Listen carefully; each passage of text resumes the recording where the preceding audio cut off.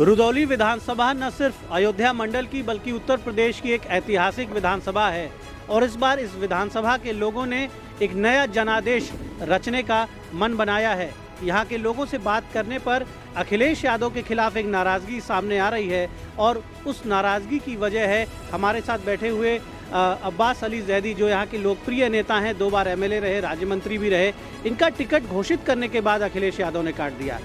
जैदी साहब, आप क्या देख पा रहे हैं, जनता के दिलों में क्या बात चल रही है? सुबह से ही आपके आवास पे सैकड़ों लोग जमा हो जा रहे हैं, तो एक बड़ा सपोर्ट यहाँ पर लोगों का आपके लिए दिख रहा है। जनता क्यों इतना नाराज़ हो गई समाजवादी पार्टी से? देखिए, समाजवादी पार्टी ने जो निर्णय लिया वो निर्णय इस तरह का है कि लोगों को साफ तौर पे दिख रहा है कि समाजवादी पार्टी के इस निर्णय के पीछे जातिवाद था और इसके ही खिलाफ हम लोग पिछले 10 सालों से इस विधानसभा क्षेत्र में लड़ रहे हैं। जात के आधार पर और धर्म के आधार पर ध्रुवीकरण करके जो लोग इस क्षेत्र से विधायक बने, उन्होंने इस क्षेत्र के सम्मानित लोगों को परेशान करने का काम किया। स्वयं भारतीय जनता पार्टी के कैडराइज वर्कर्स को नज़रअंदाज किया गया।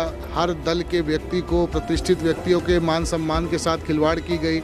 जिस प्रकार से लूट और भ्रष्टाचार इस क्षेत्र में थी, पूरे क्षेत्र का एक मन था कि किसी भी वजह से कोई बाहरी व्यक्ति को हम लोग हर हाल में संगठित होकर के हराने का काम करेंगे। और स्वयं समाजवादी पार्टी ने भी बाहरी लोगों को यहाँ पर भेज करके कहीं न कहीं जन भावनाओं के साथ खिलवाड़ किया है।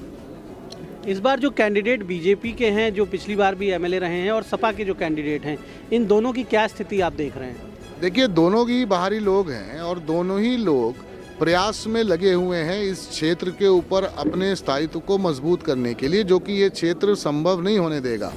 क्योंकि हम लोगों ने पिछले 10 साल से एक बाहरी व्यक्ति के कार्यकाल को देखा है। सभी जाति और धर्म के लोगों के साथ जिस तरह से उनका उत्पीड़न हुआ है, जिस तरीके से प्रशासन द्वारा उनको परेशान किए जाने का काम हुआ है, तो यकीनी तौर पर हर व्यक्ति ये चाहता है कि हमको बाहरी लोगों से निजात मिले, हमारा लोकल प्रतिनिधि हो, ताकि रुदौली विधानसभा क्षेत्र की जो संस्कृति है, जो परंपरा है, वो वापस स्थापित की जा सके। हम पर गन कल्चर थोपने का काम किया जा रहा है, अपराध बढ़ रहे हैं क्षेत्र में। इन सारी चीज़ों से पब्लिक बहुत परेशान थी और यही कारण है कि मैं बार बार राष्ट्रीय नेतृत्व को कह रहा था कि आप बाहरी लोगों को मत लड़ाएं। जितने लोगों ने आवेदन किया उन्हीं में से किसी को लड़ाएं। हम लोगों का चुनाव लड़ना उद्देश्य नहीं था। हम लोगों का उद्देश्य था कि पूरे क्षेत्र को, सारी जाति धर्म के बैरियर्स को तोड़ करके एकत्रित करके इन बाहरियों के खिलाफ लड़ना। अब तो दोनों बाहरी हैं, तो यकीनी तौर पर लड़ाई और अच्छी हो गई है और आसान हो गई है। दोनों के ही खिलाफ जनता लड़ रही है और निश्चित तौर पर रुदौली विधानसभा क्षेत्र की जनता जीतेगी। बीएसपी का क्या परफॉर्मेंस आप देख रहे हैं और मायावती जी के लिए किस तरह से गिफ्ट आप उनको देंगे? उन्होंने आप पर भरोसा जताया और बेहद कम समय में उन्होंने आपको एक बड़ी जिम्मेदारी, बड़ी ताकत दी है। देखिए, मैं आभार व्यक्त करूंगा बहन सुश्री कुमारी मायावती जी का कि उन्होंने मुझे इस क्षेत्र से चुनाव लड़ने का अवसर दिया। चुनाव लड़ने का अवसर ना भी देते तब भी मैं बहुजन समाज पार्टी में एक साधारण से कार्यकर्ता के रूप में शामिल हुआ था। इस विधानसभा क्षेत्र में बहुजन समाज पार्टी बहुत मजबूत रही। किन्हीं कारणों से कुछ प्रत्याशियों के, पिछले प्रत्याशियों के इस क्षेत्र में सक्रिय न रहने से 15 सालों में बहुजन समाज पार्टी के लोगों में उदासीनता आई। बहुजन समाज पार्टी के लोगों ने स्थानीय तौर पर अपने कामों को लेकर के अन्य दलों के नेताओं से संबंध स्थापित करके सर्वाइव किया है। लेकिन हम ये कह सकते हैं कि बहुजन समाज पार्टी में हम लोगों के जाने के बाद बहुजन समाज पार्टी का कैडर, बहुजन समाज पार्टी का सपोर्टर और उसका वर्कर पूरी तरह से क्षेत्र में यूनाइट हुआ है और यही हम लोगों की जीत की आधारशिला तैयार कर रहा है। बहुजन समाज पार्टी जिंदाबाद। अखिलेश यादव के लिए कम शब्दों में क्या मैसेज है आपका?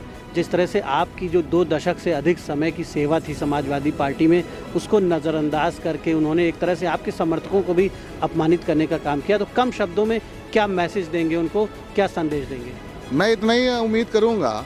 अब मैं उस दल में नहीं हूं, लेकिन जो दल में बहुत सारे साथी हैं, मैं उन लोगों के भी माध्यम से इतना ही उम्मीद करूंगा कि सरकार बनाना महत्वपूर्ण है, लेकिन पार्टी को बना के रखना, पार्टी के लोगों को संगठित रखना और पार्टी के लोगों को पूरे कॉन्फिडेंस में लेकर रखना उससे ज़्यादा महत्वपूर्ण है। हम लोगों ने विपक्ष में राजनीति ज़्यादातर की है। समाजवादी पार्टी के गठन से लेकर आज तक हम लोग ज़्यादातर विपक्ष में रहे हैं और विपक्ष में रह करके जिस तरीके से जनता के मुद्दों को सड़कों पे उठाने का कार्य होता था, वो कार्य फिर से शुरू होना चाहिए। जनता के बीच में जा करके समाजवादी पार्टी के लोग जब संघर्ष करते हैं तो उससे दल को मजबूती मिलती है और सरकार बनने के रास्ते हमवार होते हैं। एक सवाल जनता के मनों में है कि आप 10 साल यहाँ एमएलए रहे हैं, तो उस दौरान आप स्टेट मिनिस्टर भी रहने का मौका मिला। आपने रुदौली को क्या क्या चीज़ें दी, क्या विकास यहाँ पर कराया, और आगे इस बार जब आप फिर मैदान में हैं तो लोग क्या उम्मीद करें, रुदौली की तस्वीर कैसी होगी, रुदौली को क्या क्या सौगातें आप देंगे यदि जनता मौका देने जा रही है?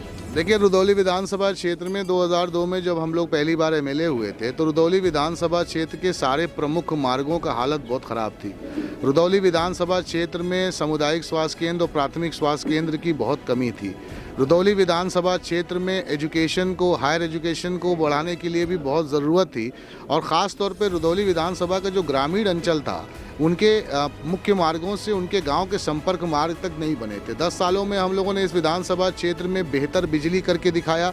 जो बिजली इस क्षेत्र में मात्र 4 और 5 घंटे आती थी उसमें सुधार ला करके, उनके लाइंस का अपग्रेडेशन करा करके, पुराने और फॉल्टी ट्रांसफार्मर्स को अपग्रेड करके उनको बदलवा करके इस क्षेत्र में हम लोगों ने बिजली को लेकर के इतना व्यापक तौर पे काम किया कि आज रुदौली विधानसभा क्षेत्र को 20 घंटा बिजली मिल रही है। मुख्य मार्गों का निर्माण भी हम लोगों ने कराया। इस क्षेत्र में हायर एजुकेशन को लेकर के 2 ITI हम लोगों ने बनवाए। सामुदायिक स्वास्थ्य केंद्र मात्र 1 था रुदौली में, हम लोगों ने 5 प्राथमिक स्वास्थ्य केंद्र और 1 और सामुदायिक स्वास्थ्य केंद्र बनाया। जनपद सुल्तानपुर को रुदौली से जोड़ने के लिए हम लोगों ने उरेरमऊ घाट के ऊपर पुल का निर्माण कराया। इसके अतिरिक्त रुदौली विधानसभा क्षेत्र के गांव के अंदर के जो हालात थे, खासतौर पे उनके मुख्य मार्गों से जोड़ने वाले जो लिंक रोड थे उनका ज़्यादातर रोड गाँव का हम लोगों ने निर्माण कराया। 10 सालों में हम लोगों ने ये प्रयास किया कि रुदौली विधानसभा क्षेत्र में काम हो, और इसमें कोई दो राय नहीं है कि हम लोग अपने प्रयास में बहुत अच्छी तरह सफल हुए। आगे भी हमारी इच्छा है, जिस तरह से रुदौली विधानसभा क्षेत्र में विभाजन की राजनीति पनप रही है, अगर हम लोगों को अवसर मिलता है तो हम लोग प्रयास करेंगे कि रुदौली विधानसभा क्षेत्र में लोगों की समस्याओं के आधार पर उनको इकट्ठित किया जाए, उनकी समस्याओं का निराकरण किया जाए, जाति और धर्म के आधार पर जो राजनीति फल फूल रही है उस राजनीति का समापन किया जाए और क्षेत्र में एक अच्छा सौहार्द बनाया जाए। तो आपने सुना रुशदी साहब को, और इनका दावा है कि जब मौका मिला तो बहुत विकास कराया, और आगे भी जनता मौका देगी तो रुदौली को विकसित विधानसभाओं की श्रेणी में लाने का प्रयास करेंगे, हर सुविधाएं देने का प्रयास करेंगे, युवाओं के लिए और सभी वर्गों के लिए काम करेंगे। तो रुदौली की जनता एक जनादेश की तैयारी कर रही है, ऐतिहासिक जनादेश यहाँ का होगा ऐसा लोगों का मानना है। तो लोगों को इंतज़ार होगा 10 मार्च के दिन का, फैसले के दिन का, और जनता के लिए ज़रूरी है कि वो तैयार रहे, मतदान की तारीख को याद रखे और बढ़ चढ़ कर वोट करें। इलेक्शन कमीशन की जो अपील है, लोग घरों से निकलें, सभी लोग वोट करें, कोई भी वोट न छूटे, और सभी विधानसभाओं से अच्छे प्रतिनिधियों का चुनाव करें, जिससे उत्तर प्रदेश के लिए एक अच्छी सरकार बनाई जाए जो सभी के जीवन स्तर को बेहतर करने का काम करे। द इंडियन ओपिनियन के लिए रुदौली विधानसभा से दीपक मिश्रा।